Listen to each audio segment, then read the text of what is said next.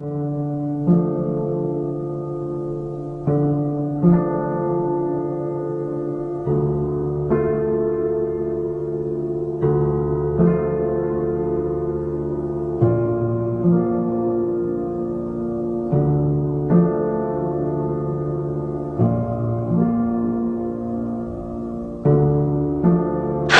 you probably noticed I don't feel about that war the way we were told we were supposed to feel about that war, the way we were ordered and instructed by the United States government to feel about that war. You see, I tell you, my mind doesn't work that way. I got this real moron thing I do. It's called thinking.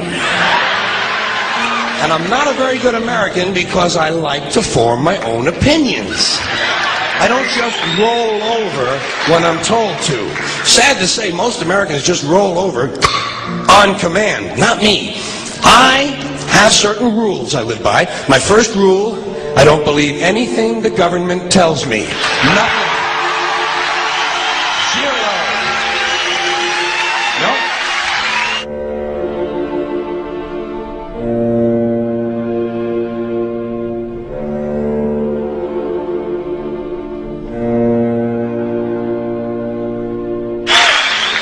I don't take very seriously the media or the press in this country, who in the case of the Persian Gulf War were nothing more than unpaid employees of the Department of Defense, and who most of the time function as kind of an unofficial public relations agency for the United States government.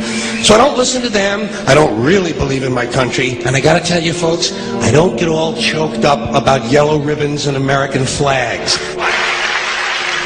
Now, to balance the scale, I'd like to talk about some things that bring us together. Things that point out our similarities instead of our differences. Because that's all you ever hear about in this country is our differences. That's all the media and the politicians are ever talking about, the things that separate us, things that make us different from one another.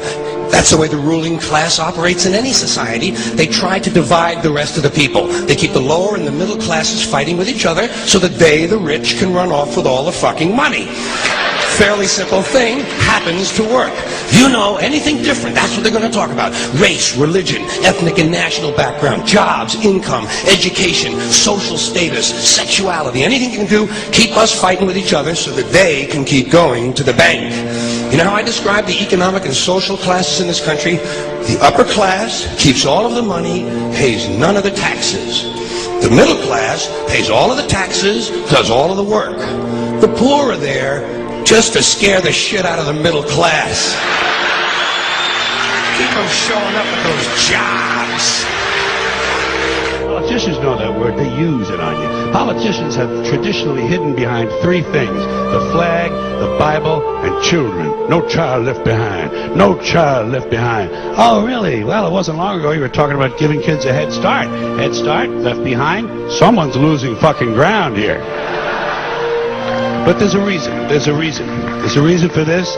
There's a reason education sucks, and it's the same reason that it will never, ever, ever be fixed. It's never going to get any better. Don't look for it. Be happy with what you got. Because the owners of this country don't want that. I'm talking about the real owners now. The big, the wealthy, the real owners, the big wealthy business interests that control things and make all the important decisions. Forget the politicians. They're irrelevant. The politicians are put there to give you the idea that you have freedom of choice. You don't. You have no choice. You have owners. They own you. They own everything. They own all the important land. They own and control the corporations. They've long since bought and paid for the Senate, the Congress, the state houses, the city halls. They got the judges in their back pockets, and they own all the big all the big media companies. So they control just about all of the news and information you get to hear. They got you by the balls. They spend billions of dollars every year lobbying to get what they want. Well, we know what they want. They want more for themselves and less for everybody else. But I'll tell you what they don't want. They don't want a population of citizens capable of critical thinking. They don't want well-informed, well-educated people capable of critical thinking. They're not interested in that. That doesn't help them. That's against their interest. That's right. You know something? They don't want people who are smart enough to sit around the kitchen table and figure out how badly they're getting fucked by a system that threw them overboard 30 fucking years ago. They don't want that. You know what they want? They want obedient workers. Obedient workers. People who are just smart enough to run the machines and do the paperwork, and just dumb enough to passively accept all these increasingly shittier jobs with the lower pay, the longer hours, the reduced benefits, the end of overtime, and the vanishing pension that disappears the minute you go to collect it. And now they're coming for your Social Security money. They want your fucking retirement money. They want it back so they can give it to their criminal friends on Wall Street. And you know something? They'll get it. They'll get it all from you sooner or later, because they own this fucking place. It's a big club, and you ain't in it. You and I are not in the big club.